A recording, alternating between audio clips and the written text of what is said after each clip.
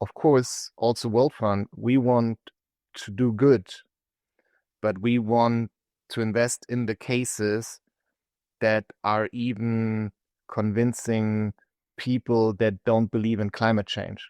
And the same way you should also approach your business. No green premium.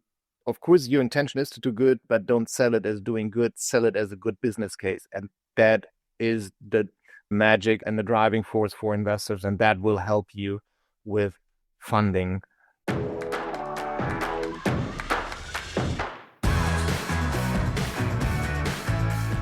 My name is Patrick Hypscher, and this is Circularity FM, the podcast about understanding, building, and managing circular business models.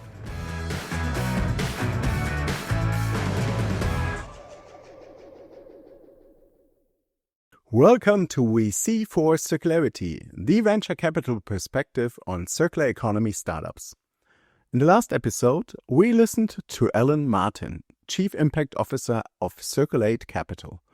Alan presented ways to solve the plastic problem in Asia and Latin America through circular business models. Today's episode will be about decarbonization, asset-heavy startups, and the role of technology and regulation. But before we start, I have an offer for you. If you want to get the actionable one-pager about this conversation, sign up for the Circularity FM newsletter. You can find it at www.circularity.fm. He studied mechanical engineering and energy and process engineering. He holds a PhD in electrical and computer engineering from the Technical University of Munich. He worked at Viessmann as Digital Innovation Management Associate before joining the seed fund V21. 4 years ago, he joined the World Fund, where he is a principal and active in advisory boards of 5 startups. Welcome, Mark. Thank you. Mark, you have a strong background in engineering. If you look at your tech gadgets at home or any installations, what's your favorite product these days? So my smartphone is definitely my favorite product. I'm spending way too much time with it, productively and unproductively. But when it comes to what I've designed and created myself, it's actually my lamps I designed in our flat. So that's my favorite product. So I used my skills I gathered at the university to design some nice lamps for our flat. Okay. So can't wait for your first venture around that topic, I guess. Let's see what's next. Okay, let's play it safe and switch to the venture capital side. We want to talk a bit about World Fund and your perspective on circular economy. But before we do so, who is World Fund? So World Fund is a leading climate tech investor in Europe. We want to invest in the leaders of decarbonization from Europe and in Europe because we specifically think that Europe holds a strong potential to bring the already developed world-leading climate technologies in Europe to the market. And we want to provide the catalytic finance for that. And that's why we raised a very big first-time fund so that we can allocate as much as possible capital to the companies. Because the leaders in decarbonization will not necessarily be software company. Most of them will be hardware companies, and you can see that already in our portfolio. So hardware requires often deeper pockets, and we want to provide our portfolio companies with the necessary capital. And we do that also multi-stage, not only seed and Series A, but also want to guide our companies through the financing gap in a Series B and provide them with capital in the Series B. So we can allocate up to 30 million per company. Having said that, if we see a leading decarbonization company, we don't care in which sector it is, in which technology they're applying. We are totally agnostic there. But by design, most of the decarbonization technology is around energy or energy related, and it's hardware. But when you look in our portfolio, we'll also see other things. You will see also moonshots like in-space manufacturing, quantum computing, also alternative proteins.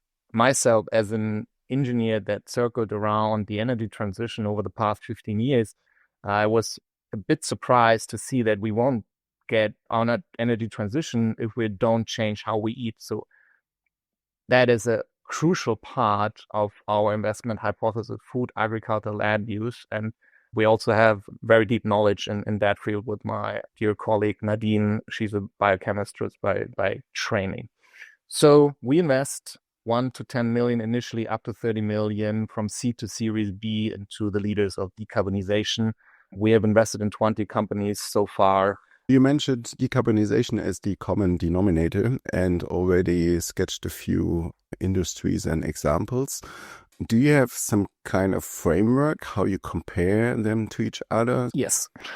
When we talk about decarbonization leaders, we're talking about carbon drawdown potential. We call it CPP, carbon performance potential. This is a methodology we developed 4 years ago now to differentiate and have a real science-based methodology to assess what is the drawdown potential of companies. It's basically twofold. It's a top-down, so we can look at industry top-down and see where there are companies that can significantly decarbonize. And on the other hand, we do also, when we look at companies, do a bottom-up assessment and see what is the additionality of that product or technology the company is providing and sum that up over certain markets so that we hit certain milestones in carbon drawdown amounts so that we can really define the leaders in decarbonization. It's a very high bar you have to meet that before we can invest. When you talk about the drawdown potential and the additionality, how do you conceptually calculate that? Is it some kind of benchmark analysis compared to the status quo or other technologies? So how can I be prepared when I start your due diligence process, at least mentally? Yeah. So we have you can find the methodology on our website. We published an article about that.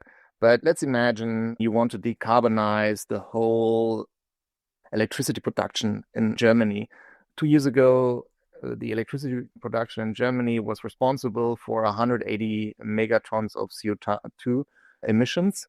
And to come to a threshold that we would consider someone as decarbonization leader, you have to outperform the decarbonization which is set into law by the regulation, right? Because we are increasing our share of renewables, we're reducing our fossil fueled electricity production. And against that trend, you have to significantly reduce the 180 megatons and that you are eligible to investment of World Fund. Normally, that wouldn't be possible only in Germany because the threshold is so high that you have to apply your product or technology, at least in Europe, often worldwide, that you hit our very high standards. So solutions that are very much customized to specific markets won't meet our threshold. But that gives you an idea of the business as usual is our decarbonization curve that we have in Germany. You can look that up.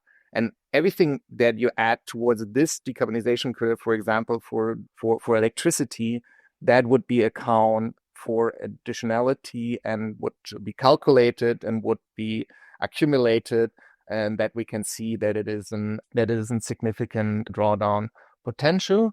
And that normally only functions when you go also to other markets because one market is not enough to reach that barrier. So I will add the link to your article on that one to the show notes for everyone who's interested. Last question on that one. So what's a realistic level of preparation from a startup where you say, okay, this is a good amount of data, amount of detail, and what is like already, let's say, too scientific, if this is possible at all? We are not expecting a company to have done the calculation themselves in full detail before they approach us. But what we would expect is to see what's the additionality. That is something we would need. And then we, together with the company in the process, see if we're getting to our threshold or not. And of course, as much as possible, the done before is perfect. but we also guide companies to do the process. And especially when we know what is the additionality, because that's often the hard part. When we know what's the additionality, we easily can help to calculate the sum, but the additionality, and that is often ingrained into the product, and that is something that the companies know better than us. So that's why we're sparring. We have, in my opinion, one of the best head of impacts in Europe for this methodology. She's very experienced here, and together with her, we developed then the specific drawdown potential of a company when we are in the process. And it's of course, necessity to reach our threshold. Other than that, we're not allowed to invest. Okay. Let's turn a bit to circular economy. And you already mentioned that some of your portfolio companies are active in the circular economy. So who are these portfolio companies that are related to circular economy? So the most obvious one is Cylib, a battery recycling company from Aachen, spin-off of RWTH from Aachen. They developed a new process to recycle lithium-ion batteries. This process is significantly better than the existing process. You would think that battery recycling is a solved problem. It's not. It's definitely not. It's only that you are recycling parts of the whole valuable materials in the batteries. You just take normally out certain parts which are able to take out with existing recycling technologies, but they're normally not customized to lithium-ion batteries. So a holistic end-to-end process in Europe.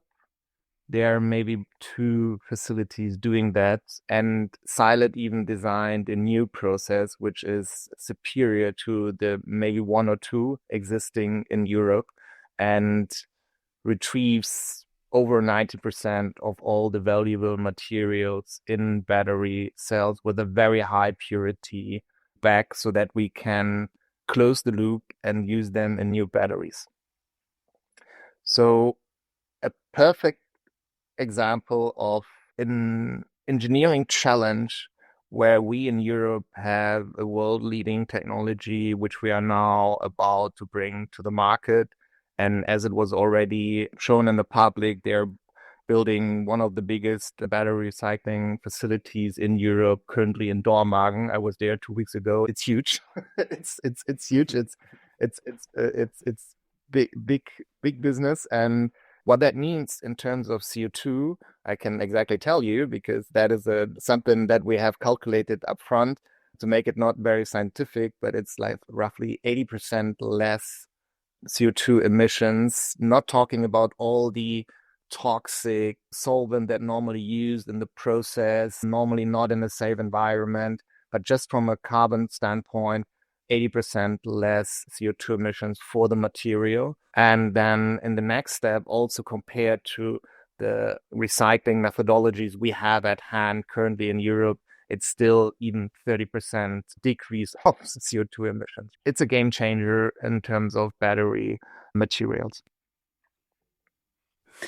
All right. So I would have a few follow-up questions on that one. But before we do so, any other portfolio companies to get a bit of an overview? Yeah. Sure. One where you wouldn't have expected is Planet A Foods.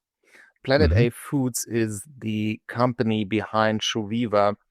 And meanwhile, in most of the supermarkets, you can buy Shoviva products in Germany. They are basically coconut-free chocolate product, right? So you can find them in the supermarket from Grison. You can find chocolate cakes without chocolate, and the chocolate substitute is Shoviva, and that is from Planet A Foods. And how is that? It's a circular company. They produce the chocolate alternative from leftovers from the food industry. So they're closing the circle here. That is so totally locally sourced chocolate. That is a game changer in the food industry. And you would expect that where's there the carbon impact? Obviously, circular it is, but where's the carbon impact? The Western Africa areas are used for cocoa farming, and strong deforestation is happening there. And partly in slavery-like labor, especially the low-quality chocolate is produced. And that is something we can totally substitute here with a local product. So the aim is not to substitute the whole chocolate, but to substitute the low-quality chocolate, which is produced while deforestation is happening and slavery-like labor is happening. So that is the climate angle here. And this is just the beginning. The company, I think, also holds the potential to produce even further products because of their very strong technology platform, what the CTO, Zara, has built in her PhD thesis. Mm-hmm. And this is already interesting to look at decarbonization and circular economy together, because in the case of Cylib, the additionality seems to come from replacing harvesting virgin material and the emissions that come with mining and processing virgin material. And a bit similar the case for Planet A Foods, which is also substituting a current way of farming and the negative external effects on the environment and the social aspect. So is this a pattern you see also in other portfolio companies where, let's say, decarbonization and circular economy overlap? Yes, that's a pattern we see in our portfolio. We have even one further, but decarbonization and circularity often goes hand in hand with topics you wouldn't expect, like Planet A Foods, and sometimes topics which are even a no-brainer for a lot of people. The climate impact is not that big because the materials are very, very good, and there it's more an environmental problem. But yeah, we see the correlation, and often it's a bit hidden, and sometimes things look very obvious, but they're not. So it's not the case. One example, it's a controversial one, I know, but still, I want to make the point. We all know the discussion about plastic, right? Plastic is something we have to phase out, no question asked. But plastic is a very, very good material. So it's really hard to substitute, first. Second, the carbon impact of plastic is high, but it's not the biggest lever we are looking at. The bigger problem about plastic is the environmental problem in terms of that it's not collected right, that it's not processed right. But it's not the CO2 impact. It's big. I don't want to neglect that, but it's not the biggest things we are looking at. So that is something people overestimate. And that is why phasing out plastic bags definitely was very good. But you always have to see what you're replacing it. And to replace it with a other bag that emits 10x of the CO2 emissions while produced, and it's only used once, then we haven't gained anything, right? So this is like some things are hidden and some are you think are obvious, but then when you take a second look, it's not. And that's why we have our methodology to really pinpoint it, right? So I was also surprised doing the math the first time, but then, okay, it makes sense, right? You mentioned here there is a third example from your portfolio that has a link to circular economy. Can you tell us a bit more about that? Yes, and I invite everybody listening to the podcast to install the extension in your Chrome browser, because it's an extension to your Chrome browser. And when you're shopping for, let's say, a book, which is easy, or you're looking for a new sweater, this extension will show you where you can get that exact product, not new, but used. So you directly are reducing the emissions by utilizing existing products better. And this is what we've also learned, especially in the fashion industry. The best thing would be to use less, right? Because already it's the biggest lever we have in the fashion industry, would just to use less. And that is what we're addressing with Faircado. So Faircado is an extension of your browser. And when you go shopping online, you easily can find pre-loved alternatives and are directly guided towards them. And can save CO2 emissions and often also pay less for the same product. So I think it's a win-win here again. Interesting. Now I know what you mean by saying that your investment portfolio is pretty broad, and you're sometimes surprised what kind of companies come out of your methodology. Yeah. Yes. Let's go back to Cylib, which is also a good contrast to Faircado. One thing you mentioned at the beginning is also hardware. Yeah, also for you as World Fund, that this is something you're not shy away from. How do you as a VC handle the investment in assets and facilities with their limited scaling potential or different scale and CapEx KPIs? Yeah, that's a tough one. And of course, we gained a lot of it. We had experience before we started World Fund, and we gained over the past 4 years lots of experience. And when you look into the exit landscape of hardware-heavy companies in Europe over the past 10 years, not much exit happened. So that circling back here means that there are not too many people having lots of experience about that. But what we learned is, first of all, scalability has several phases, right? Scalability can come with small modular solutions where you can drive down the cost curve because you're producing lots of these modules or modularized solutions. And then with every production step, as we have seen that in the battery industry, everything in the PV industry, you're getting down the cost per module. This is one thing. Often, this is not the solution because you have to have the economy of scale. You have to build big things that you can't modularize. For example, for Cylib, you're building big recycling facility. There's a minimum size you have to build to reach efficiencies. So you always have to see which is the right fit here.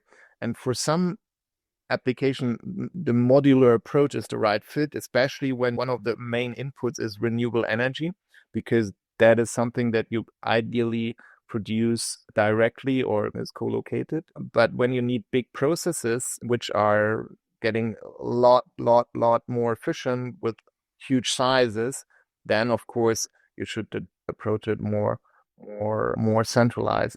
But that will also very much define your CapEx or your capital requirements. And for each capital requirements, you have to have the right financing strategy. And that's why we often say, latest at seed round, you should get a finance expert in your team that is also designing your further product roadmap due to the financing needs. This is very important. And there's no silver bullet where you, with the two types, you will always find a solution. It's very individual to the case. In the beginning, you have to finance everything equity. You get some local grants. You often can get some local grants there. But in the end, you have to raise, especially when your CapEx needs going into the 100 millions. You need to be a good fundraiser. It's as simple as that. And how can you persuade investors is often big markets and good margins, right? It's something where you should think of very early in your journey how much you will need and how you can stack that. You can access also, especially later stage, other capital pools. And I often see on LinkedIn literature that people are referring a lot to venture debt, but it's not that easy. And I've heard venture debt too much in the past. You must be very much de-risked for venture debt. So expect a lot of your capital coming from equity raise and get a finance expert on board, how you can structure your product, your facilities, and so on. There are some tweaks how you can save some money, and grants is also very important leverage here. And is there also the potential to tweak the business model a bit? So there are ways where you license the technology to a manufacturer who is building these kind of facilities, but the investment then will come from customers who pay the license. Is this something that is possible, or is it not attractive enough? Definitely possible. And it's one of the holy grails because that makes scaling very cheap. But reality looks a bit different often. The reality is that with your first of a kind, normally you don't have the perfect process. You normally need end of a car, let's say third or the fourth you're building, then you're going asymptotic towards an optimum. And only then you're ready to license. And this is something companies often underestimate. They say they build the first of a kind and then I can license it. Yes, I'm wishing for them that's working out, but it's barely the case. The case is that it's really de-risk and optimize. You have to build certain plans and modulars, and then you can talk about licensing. So using that as a shortcut is unfortunately not working, but definitely what's happening after the first of a kind, your capital stack is changing. So you can attract different capital pools afterwards because you're very much the risk, but already planning on a licensing, that's not working. First of a kind is a big milestone. It's very important, and that will help you to unlock other capital pools, but it's not help you with your business model in the beginning. Okay, let's move on a bit. So as you do have an engineering background and technology is a huge enabler for new innovation and also for new companies and new markets, have you seen some changes in technology that bring back topics and cases that would not have been interesting 5 to 10 years ago, but are quite attractive these days? Yes, we see a huge acceleration of technology development because of the new tools that we have with IoT, AI, so on and so on. There's robotics, physical AI. Things are moving also in the hardware world very, very quick. And we see new things emerging here. And the new things emerging are often guided by industry-led research. So we can see that the demands of the industry are somehow matching what is coming out of the university, what is developed in the research. So this is matching. And where are the demands coming from the industry? They are coming from also regulatory change. So I think two things are happening and connected. This is regulatory change, and this is the acceleration of technology development. For example, battery recycling, for example, new battery technologies, new absorption technologies, new use of AI to develop new materials, use of quantum to develop new materials. This is very much going hand in hand. And the main driver, in my opinion, is regulation, especially in climate tech. This is a very strong sword. And you can see that, for example, for Cylib, you can see that the demand for battery recycling is very much driven also by the regulatory that you have to recycle your batteries, the extended manufacturer responsibility, and is also driven by the regulation that you have to use recycled materials in your batteries beginning 2031. This is a huge driver for these companies. So it's really going hand in hand. Okay, wonderful. Mark, we're close to the end of our conversation, sadly. You already touched upon founders' perspective and what's happening or might happen in the next years. But to sum that up, what's your tip to circular founders applying for funding these days? I think there are two things you always should have in mind. Of course, also WorldFund, we want to do good, but we want to invest in the cases that are even convincing people that don't believe in climate change. And the same way you should also approach your business. No green premium. Of course, your intention is to do good, but don't sell it as doing good. Sell it as a good business case. And that is the magic and the driving force for investors. And that will help you with funding. If you're banking too much on goodwill and green premiums, investor will shy away of investment. Most of investors, I don't say every investor, but most of investors. So have a really, really good business case, and there are really good business cases out there, especially in circularity. The new technology we're talking about, AI, robotics, will help a lot to ease things that weren't possible in the past, because a lot was very fragmented manually, that was hard to scale. And I think the certain trend in technology really helps to overcome these hurdles for circularity. And I'm very bullish here that we will see good companies emerging here in the next years, or already there that can leverage the new technologies. Yeah. You already mentioned trends here and there. So to sum it up, what are the trends you see in circular business in the next 3 years? Obviously, trends are making use of new technologies and developing new cases that wouldn't have been possible and scalable in the past. So, of course, we use AI in our day-to-day business, but it also has a huge impact on industry. Sorting materials, dismantling battery cells with robots and so on, and maintenance of blades of wind turbines. I think that there are lots of things you can do and apply to circular. The second trend is that regulation that was put into place by the European Union, and often were like in the 2030s and so on, we're getting there, and planning is getting there. And you can see that regulation is now developing its force.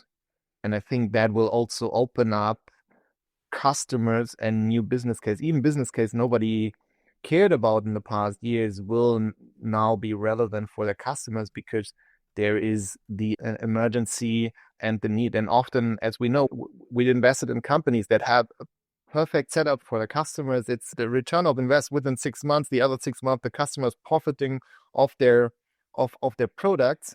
But there was not the urgency for the customers to do so. And now the regulation is coming into place. They are looking for solutions. So it might be also for a company already existing now the right time to be circularity. Fantastic. Mark, the podcast is about spreading ideas, sharing learnings, but also connecting people. What kind of listeners should reach out to you? Generally, I'm curious and happy to spar whichever idea entrepreneurs have. Is it only ideation? Is it this seed stage, Series A stage, Series B stage? I'm very curious to learn about the ideas, help to navigate in certain investment topics, because that's a totally different world. And from the outside, not everything makes sense in what the investors are doing, but has some own logics. So I'm also happy to navigate here. So whoever has strong ideas and is very much driven is invited to reach out to me in the circularity space. Wonderful, Mark. Thanks for sharing your experience. Thank you for having me. This was Mark Windeknecht, principal at World Fund. This episode is part of our series We See for Circularity. If you want to get the actionable one-pager about this conversation, sign up for the Circularity FM newsletter. You can find it at www.circularity.fm. Let's drive a profitable circular economy. And please don't forget, the most abundant renewable resource is your imagination.